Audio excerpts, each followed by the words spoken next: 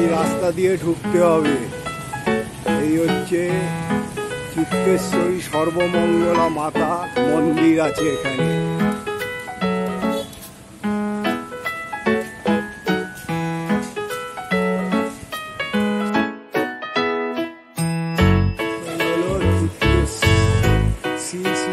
চিত্তেশ্বরী সর্বমঙ্গলা মাতা মন্দির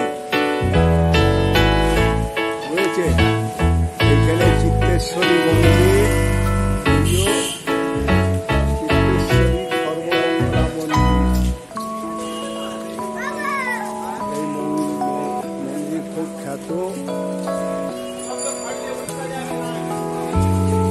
এই মন্দির সর্বমঙ্গলা মন্দির চিত্তেশ্বরী দর্শন করিবে। না আমি একটু ছবি তুলব। না এখানে ছবি তুলব। চলুন সর্বমঙ্গলা দর্শন করাই। ছোট্ট করে মন্দিরটাকে সাজিয়ে দিবে হচ্ছে হাড়ি কাঠ।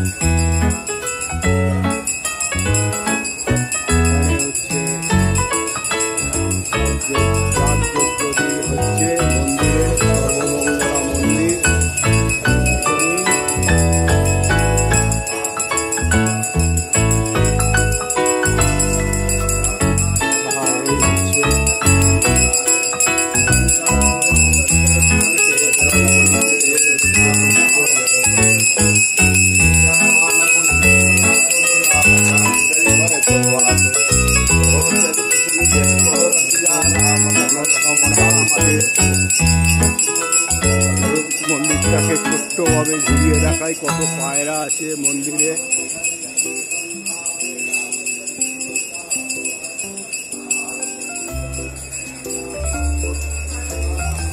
খুব সুন্দর মন্দির।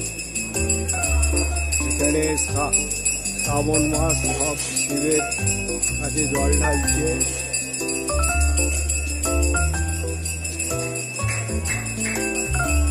দেখুন শিবের কাছে জল ঢালছে, মানে তুলনা নেই এই মন্দির।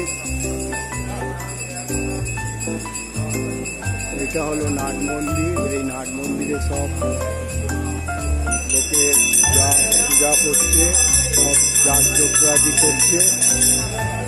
আর এই হলো মা সর্বমঙ্গলা। জয় মা সর্বমঙ্গলা। দর্শন করুন মা সর্বমঙ্গলা। ছবি তোলা নেই, নিয়ম নেই। আচ্ছা, মা সর্বমঙ্গলা আপনাদের দর্শন করালাম। ছবি তোলার নিয়ম নেই এখানে। এইখানে হাত ধুয়ে আপনারা এই মন্দিরে আসবেন। চিত্তেশ্বরী সর্বমঙ্গলা মাতার মন্দির।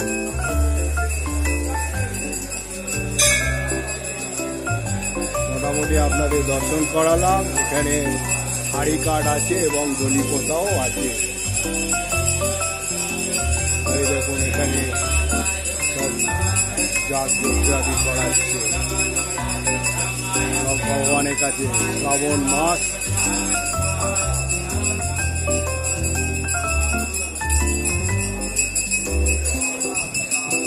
আর এখানে আরতি করছে।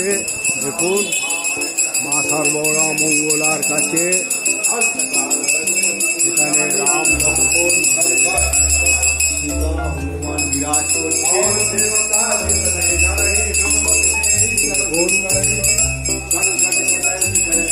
हरे राधा हनुमान जी के जय जय जय हनुमान। মিনিমাম 11টা থেকে 21 টাকা 101 যত উপরে যাবে যত উপরে যাবে মানা